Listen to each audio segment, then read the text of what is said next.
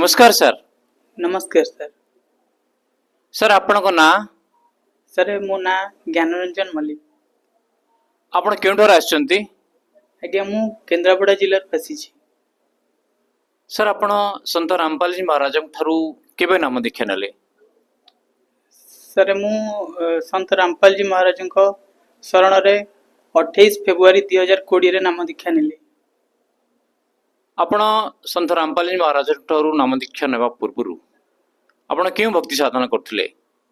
Sir संत रामपाल जी महाराज शरण को आसवा पूर्व जमीती कि जगत हिसाब रे सब देवादेवी पूजा करुली।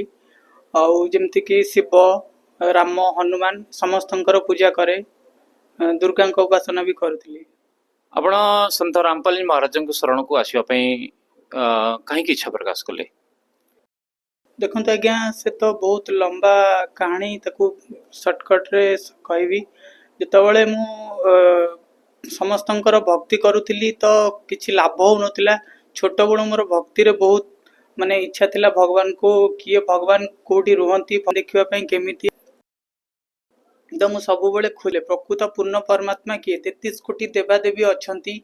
तो एमान को भितर किए जणे माने जेमति घरर मुरबी जणे तो एमती पूर्ण परमात्मा किए जणे हेतिबे समस्त हे नथिबे। तो ए जिंस मु सब बेले खोजुथिली। खोजिला परे पूर्ण परमात्मा को ज्ञान पाइली संत रामपाल जी महाराज को तांको शरण रे आसिली। आपण संसार रे जेते देवादेवी अछंती समस्त भक्ति करथिले, पारिवारिक आपण परिवार रे जो भक्ति साधना चलथिला ताकू मध्यम करथिले। तो आपण जो सांसारिक भक्ति एवं संत रामपाल जी महाराज भक्ति मध्य पार्थक्य कौन देखले? देखंतु आज्ञा संत रामपाल जी महाराज जो भक्ति जो पूर्ण परमात्मा विषय रे हमर जो वेद शास्त्र अच्छी संत रामपाल जी महाराज पूरा शास्त्र हिसाब रे कंप्लीट भक्ति सत भक्ति जोटा कहती हमर पूर्ण परमात्मा जो सत भक्ति सेटा संत रामपाल जी महाराज शास्त्र हिसाब रे ही भक्ति दौरान। बाकी जिते भक्ति संसार रे चली संसार विरोध चलची तो परमात्मा का ज्ञान पूरा सठिक ज्ञान बोलिकी परमात्मा नाम दीक्षा नेली।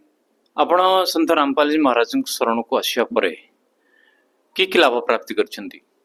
देखो आज्ञा पूर्ण परमात्मा संत रामपाल जी महाराज को शरण को आसला परे तो बहुत लाभ होईची। परमात्मा को दयारु जस्ट किछि लाभ मु कहबाकू जाउची। देखो प्रथम तो परमात्मा शरण रे जेबे मु आसिली सेतबेले सर मु हैदराबाद रे मेंटेनेंस काम करथिली एयरपोर्ट रे। तो मोर छोट बड़ू सारे माने परमात्मा किए से कोठी रुहंती कौन करंती मु खोजी बोल के एमती मो माइंड डिप्रेशन आड़ को पळैथिला। आउ मु जेतबेले संत रामपाल जी महाराज को ज्ञान सुनिली पूरा कंप्लीट ज्ञान तापरे मु सेठी परमात्मा को मने मने कहली कि हे मालिक हे दाता आउ तमे मते शरण को नेई नियो प्रभु मु तो एबे नुआ आसी काम रे मालिक मते शरण को नेई नियो। आउ तापरे सर देखंतु मते गोटे माने एमती गोटे काश रोग हला जे कि मु कासिले पूरा रक्त बांती हुए प्रबल। आउ मालिक जेतबेले मु कासी कासी डाके हे मालिक मते दया कर आ मु तम शरण को जीवा चाहूँगी। तो मु सेठू हैदराबाद रे फोन कली गोटे नंबर रे हमर आश्रम नंबर सतलोक आश्रम नंबर रे। आउ सेठू से कहले कि आउ तमे कोठी दीक्षा नबा चाहूछो मु कहली ओडिसा रे नेबी। तो मु ओडिसा को आसिली आगे सारे मु गली नाम दीक्षा नेली। तापर मु आसिली बापा मते कहले तू एठी कोन पय आछू मु कहली सर बापा देखो मु प्रकृत सत मेडिकल जाउची जोटी की कंप्लीट माने मो देहर सुस्थ हबो आगे मु जाई कि नाम दीक्षा नेली। तापर मु आसिकिना हमर कटक मेडिकल बड़ मेडिकल मु देखली जोटा की माने गीतांजलि कर बोली कि जखमा रोग विशेषज्ञ अछंती आउ से कहले कि एते भयंकर रोग होईची। हडो मु तांको कहली मु पूर्ण परमात्मा शरण अच्छी मोर किछि हबनी। तो 2-4 दिन भक्ति कला परे मोर से रोग दूर होइतला। प्रथम लाभ तो सेटा आइतला सर। द्वितीय लाभ एटा जितबेले आमे बांकीरू कटक बांकीरू पुस्तक सेवा करके आसुतलु सर मु गाड़ी चलाउतली आ 10-12 जन भक्त भाई मो साथी रे थिले। परमात्मा का रजा देखंतु माने जितबेले मु गाड़ी दीटा ट्रक को ओवरटेक करूतली सेतबेले संध्या बेला टाइम सर गोटे आगुरु गोटे सर ट्रैक्टर पळी आसला आउ सर ओवरटेक कला बेले एमिति माने येला हमें समस्ते भाबितिलु सर मरि जिवु बोली कि हमें भाबि नथिलु के हमें बंचिबु बोली। परमात्मा को एमिति रजा हला सर परमात्मा एते दया हला बंदी छोड़ के सर हमें समस्ते नुआ जीवन पाइलु। आज्ञा ये हला माने बहुत बड़ माने जीवन रे बहुत बड़ माने घटना घटला जे कि हमें एक्सीडेंट रु बंची गलु सर। अच्छा आपणकर असाध्य रोग भल है सन्त रामपाल जी महाराज ठारू नाम दीक्षा नवा परे आपण बहुत बड़ दुर्घटना रक्षा पाइले।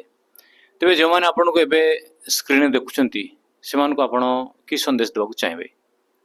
सारे संदेश तो केवल संत रामपाल जी दियंती आउ मु कौन बा संदेश देवी सब जगत भाई मान मोर हाथ जोड़ी प्रार्थना परमात्मा आश्चर्य पूर्ण परमात्मा संत रामपाल जी महाराज के रूप में गतरू नाम दीक्षा नियंतु आउ ये जन्म मरण रोगरू सफल हुंतु आज्ञा। सर जदि कई सन्त रामपाल जी महाराज ठारू नाम दीक्षा नाक चाहिए से किपरि नाम दीक्षा नहीं पारे?